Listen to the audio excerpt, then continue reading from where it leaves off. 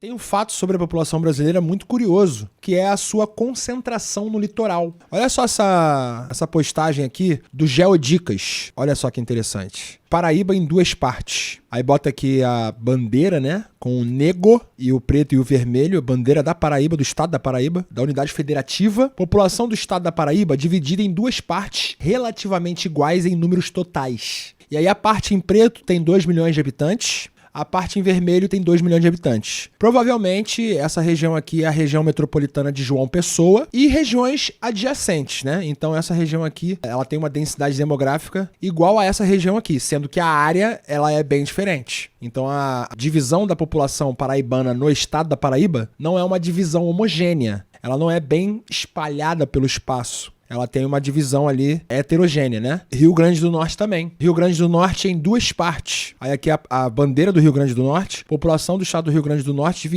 dividida, né? Em duas partes relativamente iguais em números totais. A parte verde tem 1,8 milhão de habitantes e a parte amarela aqui, 1,7 milhão de habitantes. Outro estado, Piauí em duas partes. População do estado do Piauí dividido, 1,7 milhão de habitantes aqui na área amarela e 1,4 milhão de habitantes aqui na área verde. O estado do Piauí tem litoral aqui, ó, nessa partezinha aqui, que é a partezinha que fica no litoral norte da região nordeste. O estado do Alagoas, a parte azul, 1,5 milhão e a parte vermelha, 1,8 milhão. Sergipe, com 1,2 milhão aqui e 1,1 milhão aqui. Então a gente está vendo que ali na região nordeste, e isso é uma verdade, a população brasileira ela é muito concentrada no litoral. Óbvio, isso tem um quesito histórico, uma causa histórica. Quando Portugal chega aqui no litoral brasileiro, ele demora muito tempo para adentrar ao continente e muitas vilas que depois se tornam cidades, elas são constituídas ao longo do litoral brasileiro. Por exemplo, quando a gente fala de navegação de cabotagem. Navegação de cabotagem é a navegação feita pelo litoral. Ao invés de você fazer norte-sul pela terra, pelo continente, você vai margeando o litoral. Isso foi muito feito no início do Brasil colônia e a gente tem muitas vilas, muitas cidades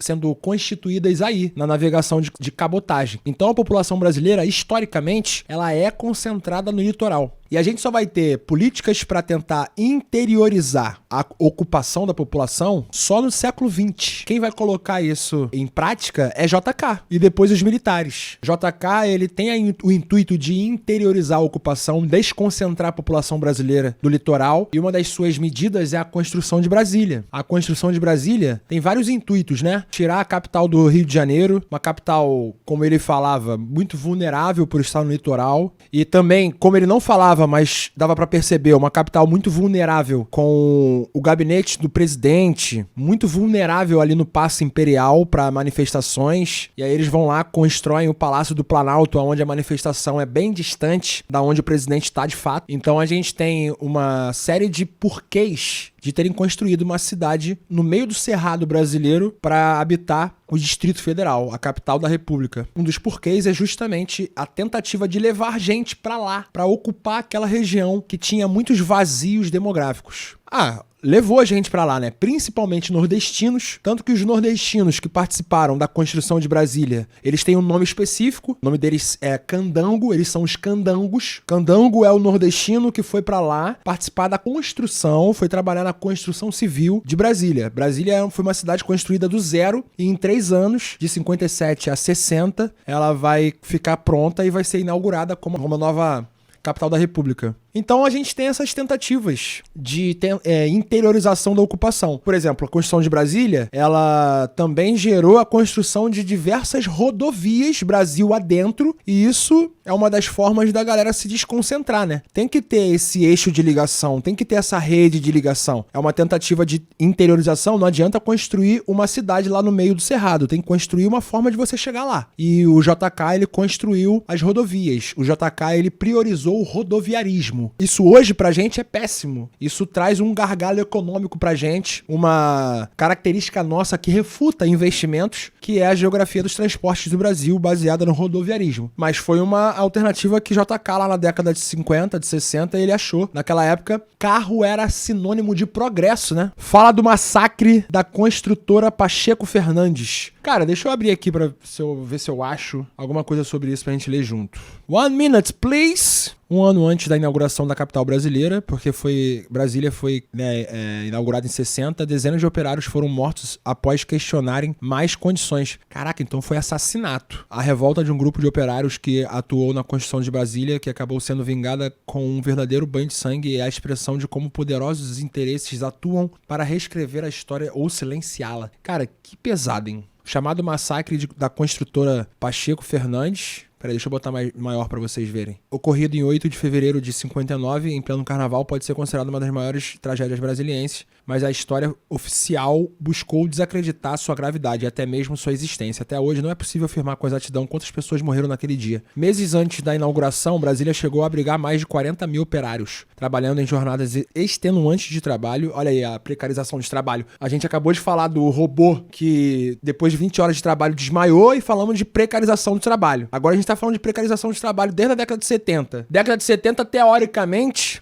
a gente tá vivendo ainda, né? A gente tá vivendo o final. Na verdade, década de 70 não, década de 60. Então não é o final, década de 60, porque isso aí é 59. Então, década de 50, 60, a gente tá vivendo o auge do welfare state. Só que o welfare state acontece lá no centro do capitalismo. Aqui, a massa trabalhadora, ela, se precisar, ela é acharcada. Independente. Meses antes da sua inauguração, Brasília chegou a 40 mil operários, tá? Que não raro ultrapassaram 18 horas, em turnos ininterruptos. Muitos desses trabalhadores trouxeram familiares que se aboletaram em barracos precários ao redor dos principais monumentos da cidade. Alguns anos mais tarde, uma operação de remoção retiraria, né? Como sempre, mais de 80 mil famílias desses locais, realocando-as em zonas distantes do centro da capital, sem qualquer amparo do poder público.